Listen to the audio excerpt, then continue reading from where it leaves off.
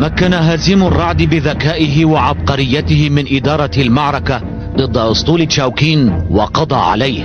هذا الأمر أزعج جادر ودفعه إلى الإسراع في إعلان عصيانه ومهاجمة عاصمة جوجو.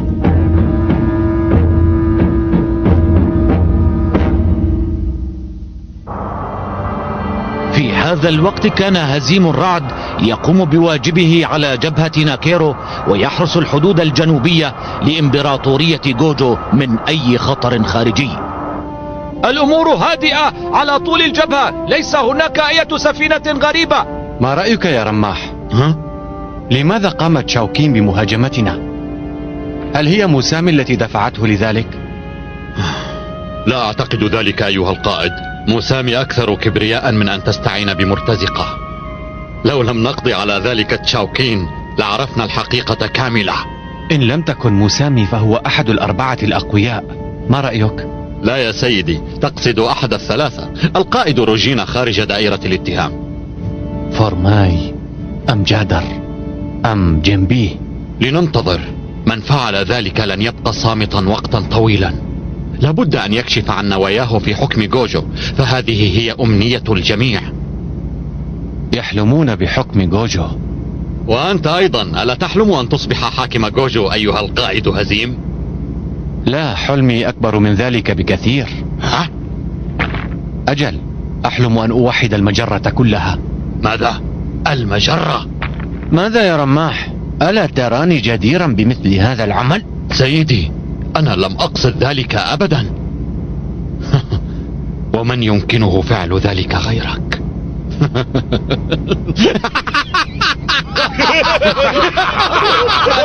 أنت تسخر من أحلامي؟ لا أبدا يا سيدي. إذا لماذا تضحك؟ تذكرت اليوم الذي أصبحت فيه قائد أسطولنا. وصل أسطول جادر إلى مشارف مدينة بوت عاصمة إمبراطورية جوجو، وأخذ يستعد لشن الهجوم عليها. لم يبقى أمامنا إلا 8000 ميل فضائي حتى نصل إلى مدينة بوت. وماذا تفعل بالحراسة التي تحيط بالمدينة؟ بحسب معلومات المراقبة هناك 30 سرية من السفن تحرس المدينة. ماذا؟ حراسة شديدة، ليس لدينا إلا 8 سرايا. لا تقلق يا أخي، يمكننا القضاء عليهم إذا قمنا بهجوم مفاجئ. هل تظن؟ لدي خطة هجومية محكمة البناء. أخي، أعطني فرصة قيادة الأسطول لأنفذ خطتي. سأدمر سرايا الحراسة بسرعة. الأسطول تحت تصرفك. شكرا، سوف ترى مهارتي. اطمئن. جادر، ما العمل إذا هجمنا من الخلف؟ عندها ستحاصر قواتنا.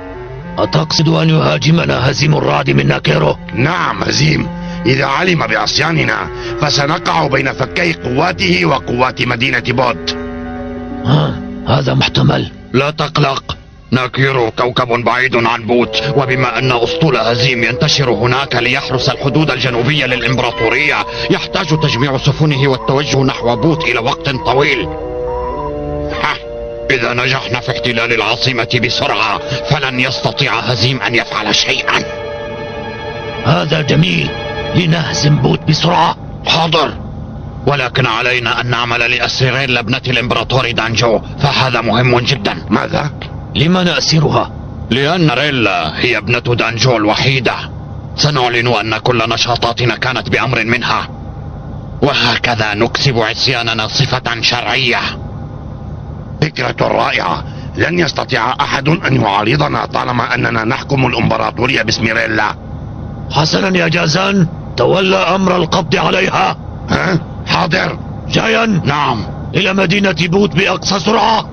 حاضر. إلى جميع السفن، انطلاق!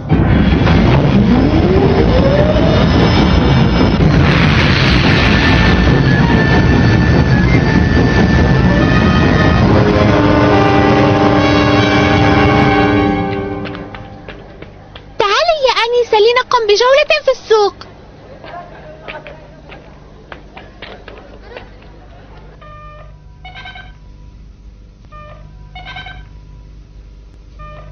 قوات جادر تتحرك. ترى أين تتجه؟ وما هو هدفها؟ الاتجاه 174 بالسرعة القصوى. إذن فقد صدقت توقعاتي. إنه ينوي احتلال مدينة بوت عاصمة جوجو، لكنه لن ينجح في ذلك بمعركة عادية، فهناك الكثير من القوات تقوم بحراستها. لابد أن لديه خطة ذكية جدا للتغلب على هذه الحراسة المشددة. أسطول جادر يقترب من مدينة بود، يقوده جايان المخطط الحربي الذكي. ولكن هل يستطيع الذكاء التغلب على الكثرة؟ إنه اختبار حقيقي لمهارات جايان. المحركات تعمل بطاقتها القصوى، وكل شيء يسير على ما يرام. إننا نتجه نحو بوت مباشرة. المسافة 48,000، السرعة 27 عقدة فضائية. وماذا عن سفن الحراسة؟ حددوا لي أنواعها وعددها. عدد السفن 1120 سفينة. هل أنت متأكد من هذا الرقم؟ نعم يا سيدي، الحربية عددها 420 والنقل 280 و420 مدمرة. أسطول كبير جدا، لم أتوقع ذلك.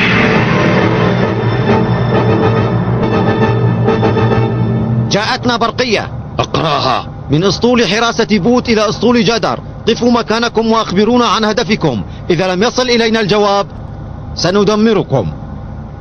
انسى أمر هذه البرقية. إلى قسم المعلومات، حدد زاوية الصدمة الكهربائية. حددتها يا سيدي، القذائف معدة. قذائف الصدمة؟ جايان، ما الذي تنوي أن تفعله؟ قذائف الصدمة قد تؤدي إلى تدميرنا أيضا، إنها خطيرة. أعرف ما أفعله. لتتقدم السفن المدمرة.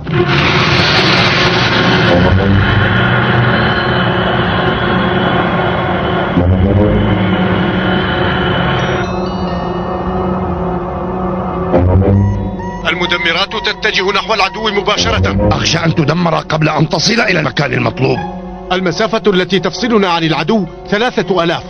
حسنا، ابدأوا الإطلاق. ماذا؟ إنها بعيدة جدا.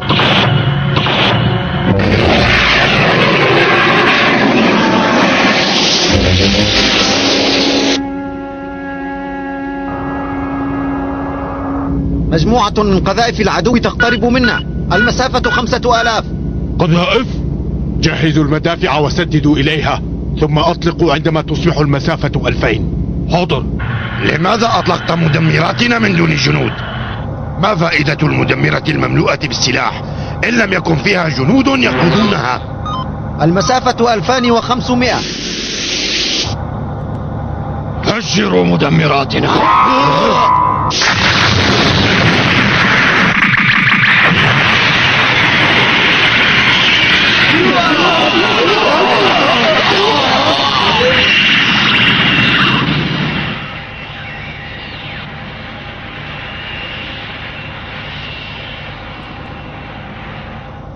حسنا، اطلقوا موجة الصدمة.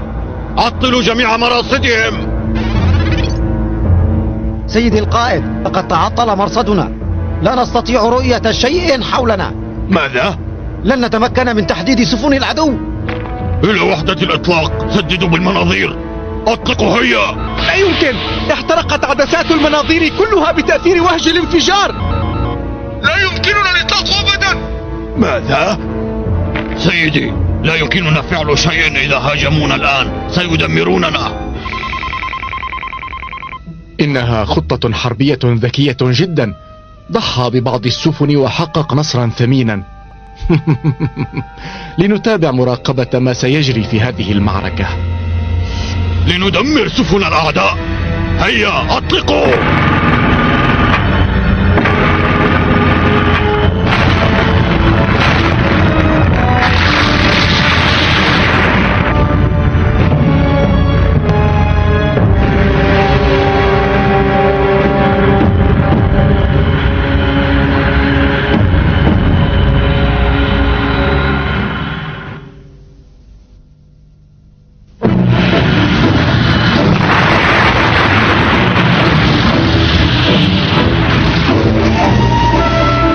يعد أسطول الحراسة قادرا على المقاومة، وأضحت سفنه صيدا سهلا للمهاجمين.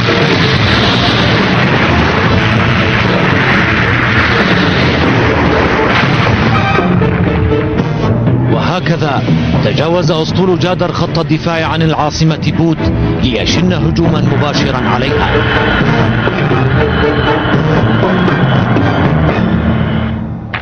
أخي، نحن فوق مدينة بوت. أحسنت يا جايان، أنجزت مهمتك. دع الباقي لي. حاضر. أنا متحمس للقتال. سنلتقي قريبا. جادر، أرجوك لا تذهب بنفسك. ابتعد أرجوك يا أخي. جازان معه حق يا جادر. أنت القائد، فإذا أصابك مكروه هذا يعني... جايان، من يستطيع أن يصيبني بمكروه؟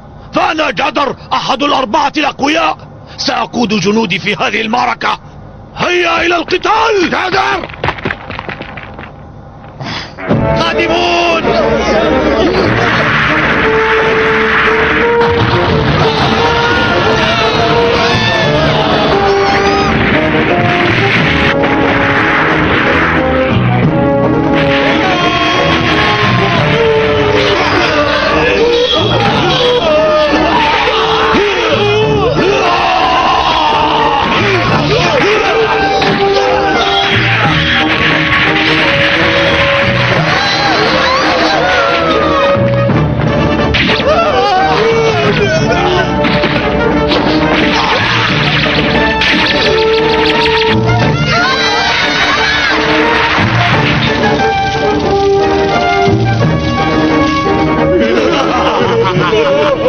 حاولوا أن تقتلوني أيها الجبناء. لا تقفوا في طريقي.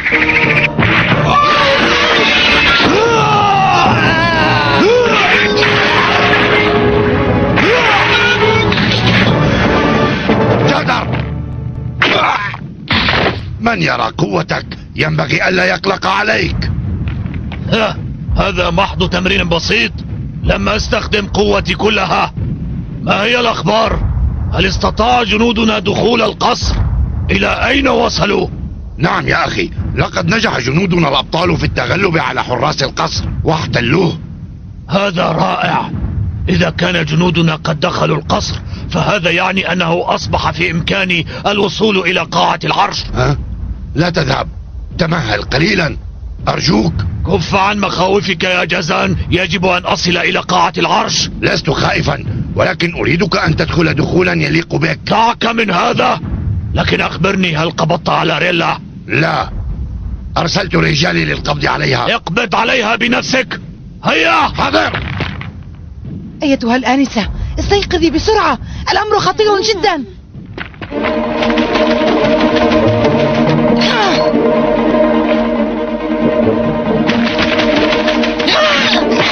هيا يا جامو، خذ ريلا واهرب بها بسرعة.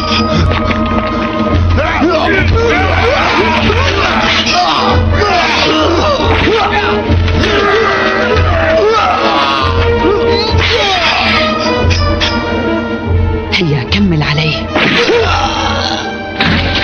جامو، خذها إلى المكان الذي اتفقنا عليه ولا تضيع الوقت. انطلق بأقصى سرعة.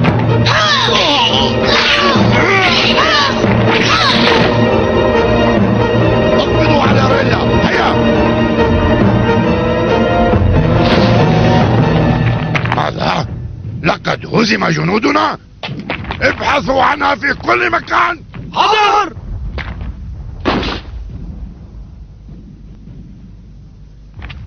ما فعلته يا جادر يعد تمردا. لا تثرثر يا فورماي، أنت لست مهيئا لحكم جوجو لأنك ضعيف لا تستطيع حمايتها.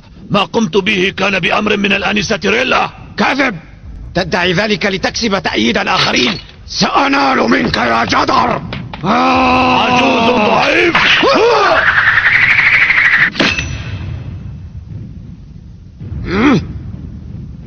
لقد قمت بالكثير من المؤامرات وحان وقت تخلص منك.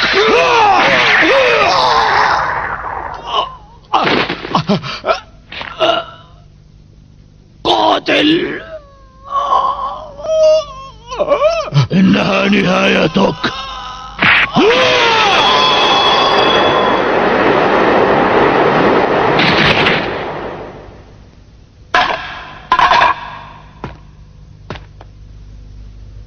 أنت خشن مثل العادة يا جادار. والآن ما الذي ستفعله بي أيضا؟ لا يمكن أن أؤذيك يا روجينا، فأنت حليفتي. ولكنني لم أتفق معك على شيء. لا بأس، سنتفق يا روجينا. أريدك أن تكوني ساعدي الأيمن حتى نسيطر على المجرة كلها. يبدو ذلك مشوقا. أخي، لقد هربت ريلا ولم نستطع العثور عليها. ماذا؟ هناك من قتل جنودنا وهرب ريلا. هربها؟ هذا أمر مؤسف. ابحثوا في كل مكان، اقتلوا كل من يعترض طريقكم. هيا بسرعة. حاضر. وماذا تنوي أن تفعل مع جيمبي؟ جيمبي، لقد أصدرت أوامري بشأنه. أيها القائد جنبي، صدرت أوامر الآنسة ريلا ابنة الإمبراطور دانجو بأن تكون إمبراطورية جوجو الآن تحت قيادة أخي جادر. إذا لم تخرج للقائنا الآن سنعدك خائنا. اخرج بأقصى سرعة. هيا. سواء خرجت إليهم أم لم أخرج فإنهم سيقتلونني، لذا أفضل الموت في بيتي. كان لدي طموحات كثيرة والآن ستضيع كلها. لا تضيع الوقت يا جنبي، هذا ليس من مصلحتك. انتهت مدة الإنذار وهذا يعني أنك خائن للبلاد متآمر على الآنسة ريلا. حسنا يا جنبي، أيها القائد الخائن، أنت تستحق الموت. أطلقوا النار.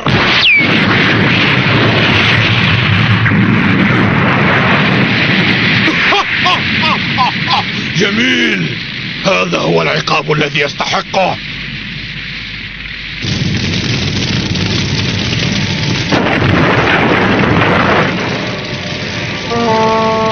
أيها الجنود، يجب أن يحترق المنزل كله، لا تغادروا قبل ذلك.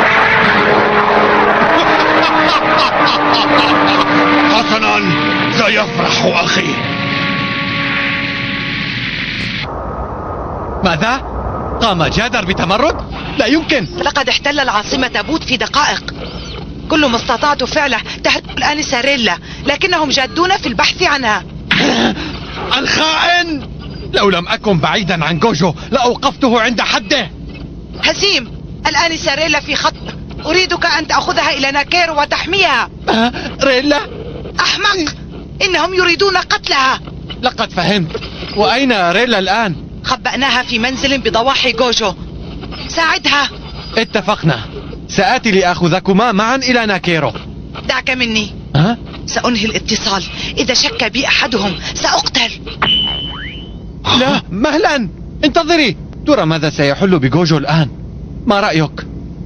هذه مصيبة. جادر خشن وقاسي القلب، سوف يفرض سلطته على جوجو بقوة السلاح. أظن أنه سيقضي على الكثير من الأبرياء.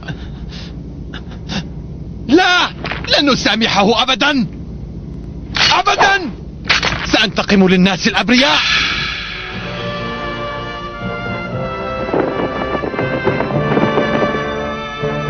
جادر، قبضنا على كل أتباع فورماي وعلى أتباع جنبي أيضا. ماذا ستفعل بهم؟ أريدكم أن تقتلوهم جميعا من دون أي شفقة يا جايان. يجب أن يموت كل من يقف ضدي. هيا! نجح تمرد جادر واستولى على السلطة في إمبراطورية جوجو، ثم شدد حراسته على العاصمة بوت. هل يستطيع هزيم الرعد إنقاذ ريلا؟ إنه يقبل على هذه المهمة وهو